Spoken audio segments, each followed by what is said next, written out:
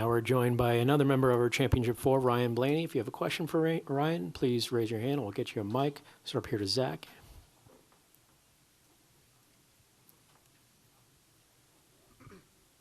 Zach Sterniello, NASCAR.com. Ryan, getting out of the car, you just kind of looked spent. Was that more physically or emotionally after a day like today?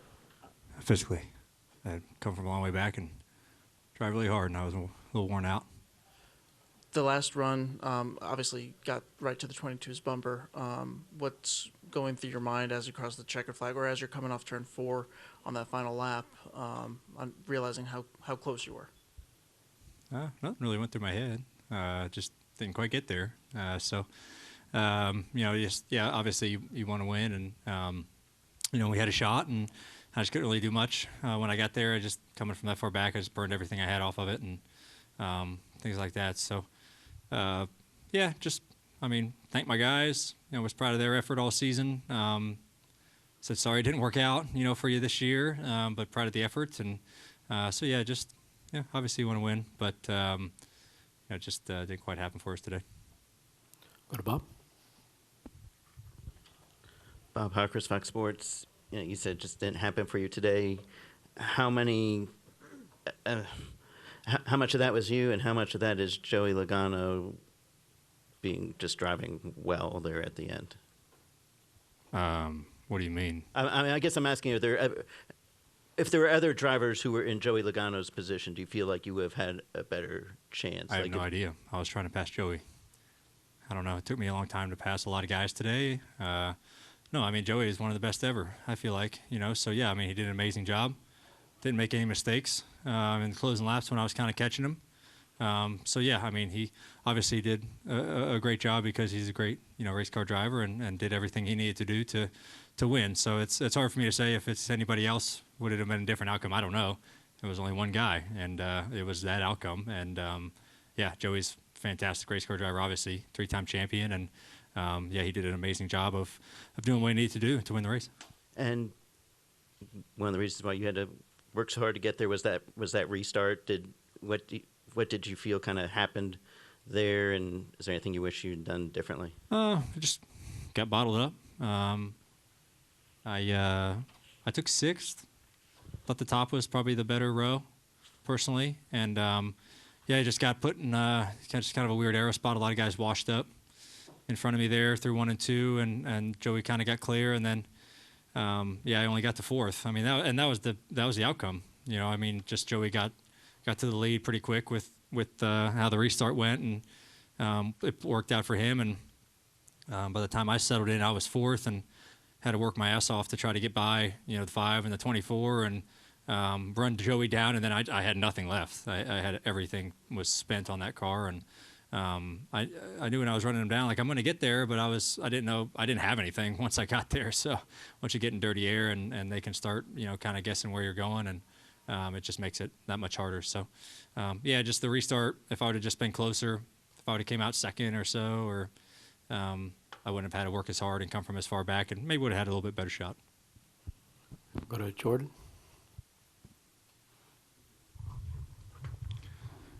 Jordan Bianchi, The Athletic. Apologize if it's been asked. You see it up close, but what is it about Joey in these moments where he kind of rises up, whether it's Vegas or here, just in these playoffs, he has this ability to just kind of seize the moment, if you will? Yeah, that group does a good job of knowing what they need to do at what time, and and it's a testament to Joey and Paul Wolf and that whole team for really rising to the occasion and putting together a great race, and Joey in particular knowing what he needs to do behind the wheel to get it done.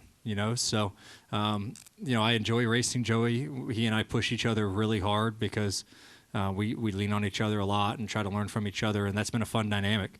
It's been fun to learn from a guy that is so successful like himself, and 3-time champion now, and going to be a Hall of Famer. And I really try to take things that he does well and try to apply it to myself, and kind of vice versa. So that's been fun to kind of be able to work together as teammates. So he's just really good at his craft and understand what he needs to do, and he did it today. I don't know if he had. I definitely think we had the fastest car, but he did a great job of understanding what he needed to do on the restart and getting out front and then holding on to the lead. So that just just shows, all those things that he does really well. Go to Jeff next. I can hear you. Oh, thanks. Your answer to Bob. So is the bigger factor the dirty air, and that like by the time you got there, your stuff was already burned up to get to that point, or like how he took away your lines over and over again? Like, I mean, he put on a defensive clinic essentially. Like, what was the bigger factor, I guess? Everybody put on defensive clinics today. Everybody I tried to pass. Everybody did. So props to them for that. They did a great job.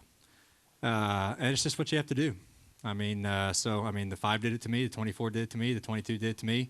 It's just what you got to do if you're struggling, and it just buys you time, right? And it's just part of the sport because it's so powerful. The defensive line is so powerful of dirty air. You have to do it if you have a faster car behind you coming down in these moments. So I don't blame them for doing it. Is it not the funnest thing in the world? No, because I've lived that story many, many times.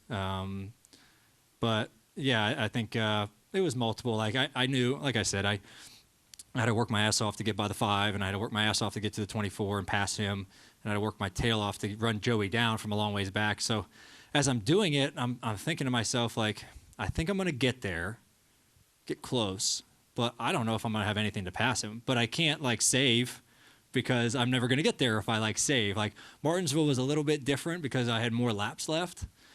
Here, I really had to I really just had to use my shit up really hard to get close.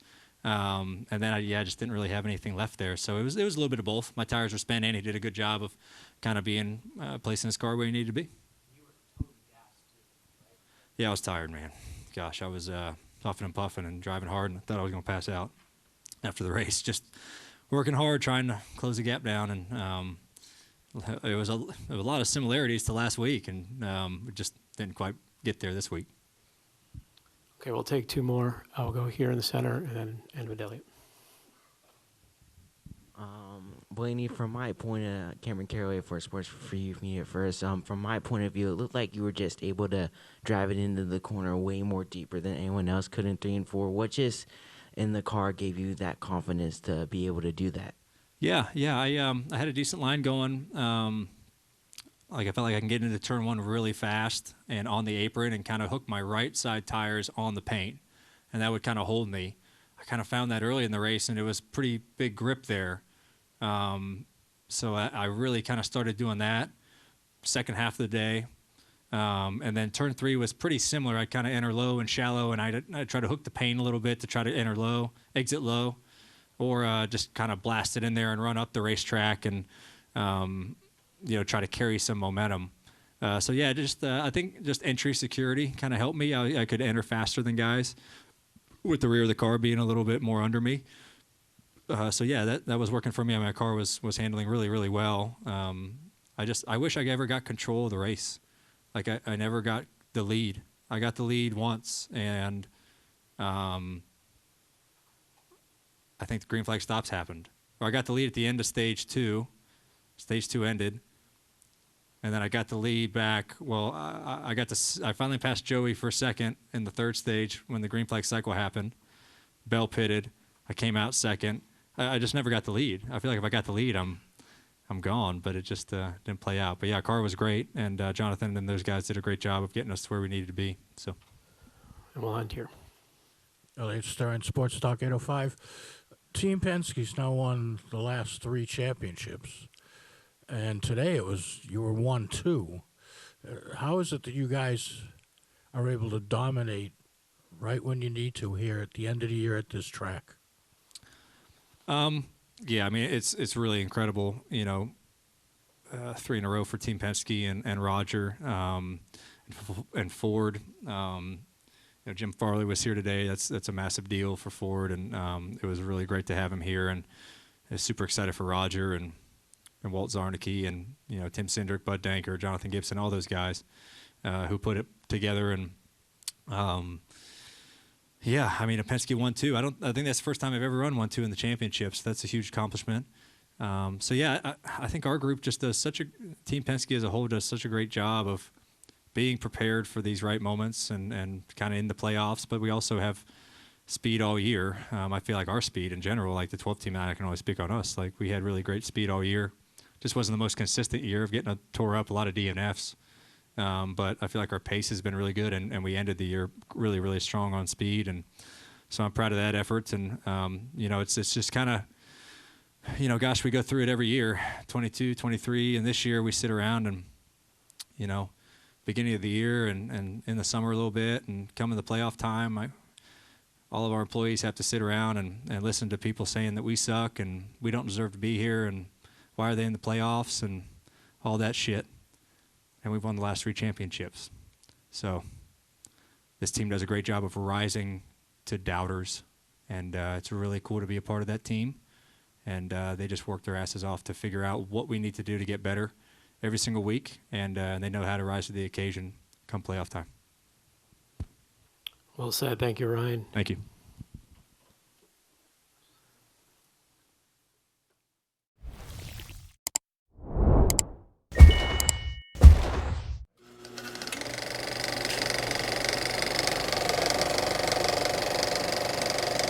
All right, there's the checkered flag. Great job, driver.